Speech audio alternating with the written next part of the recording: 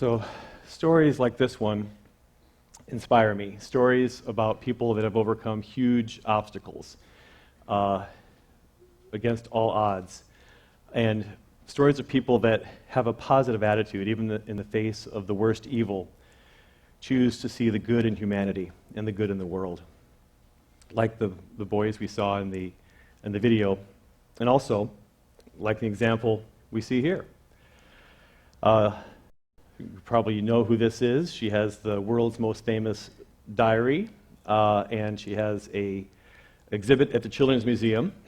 I'm going to ask some of the kids in the room who can tell me who this is. Yes? Excellent. Yes. This is Anne Frank. And we all know the story. Anne and her family were Jewish, and they were hiding from the Nazis during World War II in a secret upper floors of a townhouse in Amsterdam. The story ends tragically. Anne and her family were discovered, and she did not survive the concentration camps. But why, 75 years later, does her story that survives still inspire us? And I think it's because in the face of the Nazis and in the face of great evil, she chose to still see the good in mankind. She chose to look past the evil. She would be very justified to have gone negative. She could have said, written in her journal, how much she hated the Nazis and how unjust her situation was. She could have fallen into a deep depression. But instead, she looked out the window and she saw the beauty in a tree. And she wrote about the beauty that she saw and the wonderful things that she saw in humanity. Part of Anne's story that I didn't realize until recently is that it could have been avoided.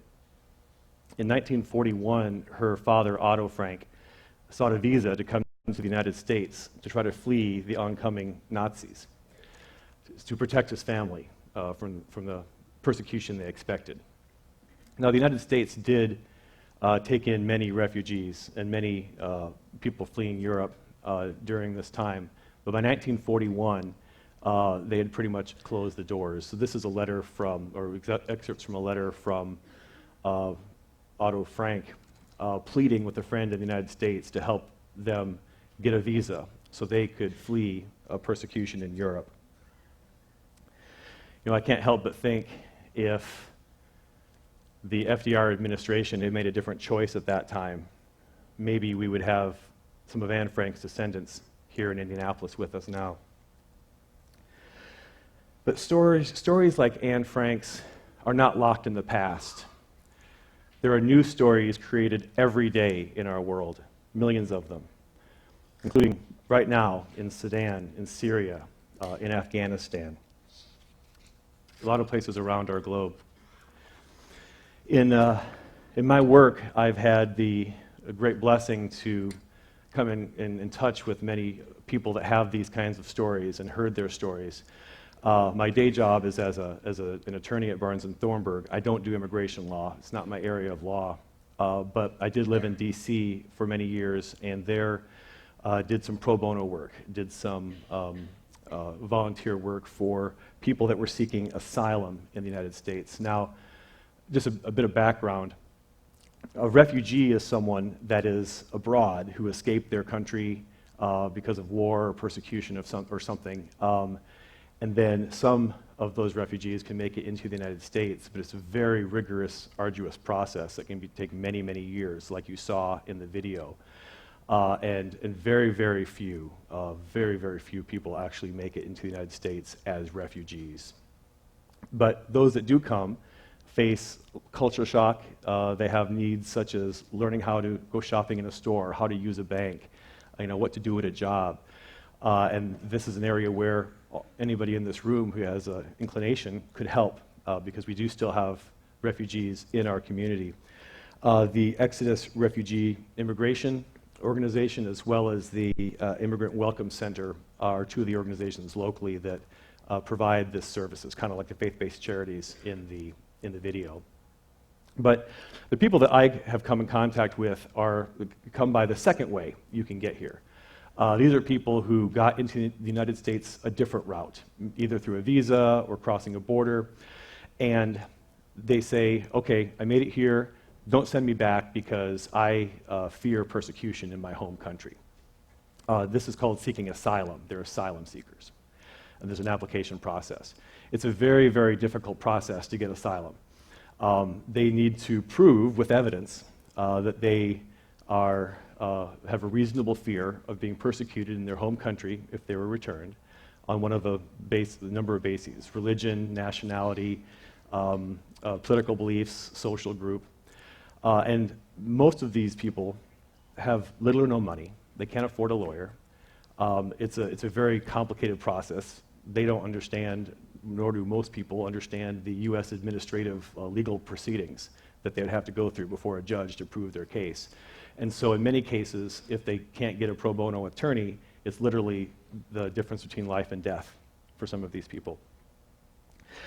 In town, we do have an organization called the Neighborhood Christian Legal Clinic that does absolutely fabulous work in this area. They do a lot of pro bono services in different areas, but one that they're really good at is identifying if somebody has a potential asylum claim, and then they either do it themselves, they have staff that do these, or they do a referral to outside counsel. And my firm, Barnes & Thornburg, and I take a number of these cases.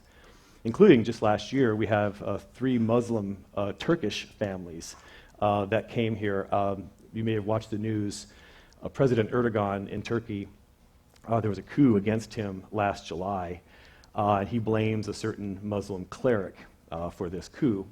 So he's now going on a witch hunt, and anybody that ever followed, or he believes followed this particular cleric, if they had an email that said they were subscribed to his publications, or if they had his books in their house, the police would come in and confiscate all their property and arrest them and put them in jail. So many families now are fleeing Turkey in this situation. So at the same time that Syrian refugees are going into Turkey seeking refuge, some Turkish citizens are coming here. I guess I should say we only now have one of those 3 families left. In the last couple of months, 2 of them have now fled the United States, still seeking for a country that they feel welcome in. But the story that I want to tell you today goes back to one of my first asylum cases when I was working in Washington, D.C., back in 2001. This is a story about a man named Zainu Savage. Yes, that's really his name, Zainu Savage.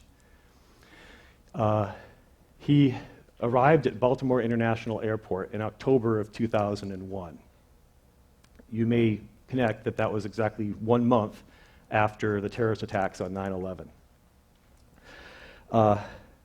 He came with no passport, no money, no luggage, no ticket. He just was arrived on a plane from Guinea in Africa. Zainu is Muslim. And as you may remember, during that time after 9/11, there was a lot of fear in our society. A lot of people equated the terrorist attacks with Islam in general. And there was a lot of stereotyping of people of the Muslim faith in our community. So per protocol, Zainu was detained at the airport, eventually sent to a prison in rural Maryland to await his asylum hearing. During that time, I was able to meet with him in detention to talk about his case and heard his story. And I have to warn you that his story is not for the faint of heart, but it's a story that I fear is repeated millions of times around our world, and it's a story that we need to hear.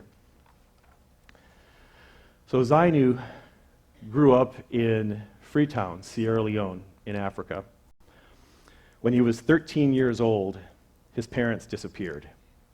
Now during this time, it's about 1999, there were kind of a civil war going on in Sierra Leone. There were these rebels coming over the border from the southern country of Liberia, and they were just doing horrible things, hacking off children's hands and just the child soldiers being enlisted in serving the military. And when his parents disappeared, he didn't know what happened, but he assumed that they were either killed by the rebels or forced to work as slaves in the diamond mines. So it was left to just him and his older brother. His older brother took care of him. Also during this time, there were Nigerian peacekeeping troops there with the UN to try to keep the rebels out of Freetown, to keep them where they hadn't already encroached, to keep them out of those communities. And Zainu and his brother let some of those troops sleep in their house. They didn't have hotels, they didn't have the budget to pay for accommodations, so they were relying on people in the community to give them a place to sleep. One night, the rebels came into the neighborhood, and they broke into the house. They killed all the peacekeeping troops that were sleeping on their floor in their sleep. Then they tied Zainu and his brother to chairs, and in retaliation for supporting the UN troops, they tortured his brother with a knife, blinded him, and then ultimately put a gun to his head and killed him. Zainu was stripped naked, thrown in the back of a truck with a number of other boys that had been kidnapped that night, and brought to a airfield that the rebels had taken over. All that next day, he sat on the tarmac in the heat, naked, no food, no water, with gun soldiers watching all the boys so they couldn't leave. They'd have three choices. They could either become slaves in the diamond mines, they could become child soldiers themselves and create terror for other people, or they could die. Zainu said he knew he was going to die. That night, there was an air raid on the facility, and bombs were dropping all throughout the night. So in the commotion, Zainu was able to escape, and still without clothes, was able to make his way to the northern country, the northern border with Guinea, about 80 miles. Took him 3 days to walk it. We saw a little bit of something like that in the video. When he got there, he found a refugee camp, stayed there for a while, but it too wasn't safe because the rebels kept bombing the refugee camp and infiltrating the refugee camp. So he escaped that camp and went to the biggest city in Guinea, the capital city, where he lived on the street for more than a year. Became a street child. In order to get food, he played soccer. There were several men that would gather street kids together, teams of street kids, and then have them compete against each other, and whoever won, they'd bet on those games. Well, Zainu was good at soccer, and he became very good friends with the owner. One day the owner said, "Zainu, do you have any family anywhere in the world?" And he said, "Well, none that I've ever met, but I did hear once that I might have an aunt in a place called New York."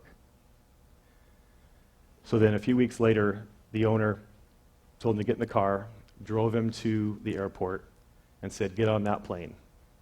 And that's how Zainu made it to Baltimore, Maryland. So when I was meeting with him in this detention facility and hearing this story, I was struck by how happy he was. He was joyful. He had a smile on his face. I said, why are you happy? You're in jail in rural Maryland. And he said, "Well, I have food. I have clothes. I have a place to sleep. I have a roof over my head.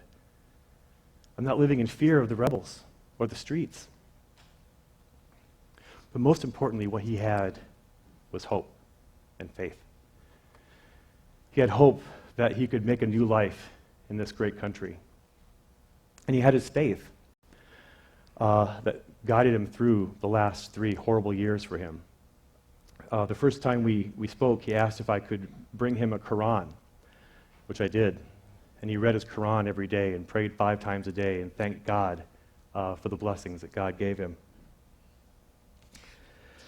So we did get Zainu out of the jail. We found his aunt in New York, and she said that he could stay with him while his asylum claim was pending. Interesting aside, one of the big legal issues that we faced with him was his identity. Remember, he came with no passport, no ID, no documentation. So I believed him. but we had to get a judge to believe him. So it turns out the elementary school that he went to in Freetown, Sierra Leone, was run by a Methodist mission. Now, I happen to have some connections with the Methodist Church. And thank you, Dad, he's here. We contacted the Methodist network, international network, found the elementary school, and got his ID, which had his picture on it. So we were able to prove his identification that way. The hearing went great. The judge granted asylum. He was overjoyed. That was then the path for a green card and ultimately citizenship. So Zion and I have maintained contact over the years.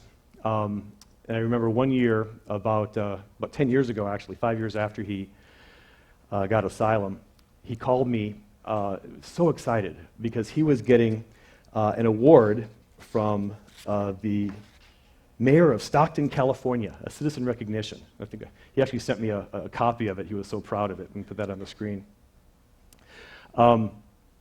So he moved to California after getting asylum, and while going to school, he was working as a security guard, basically a mall cop.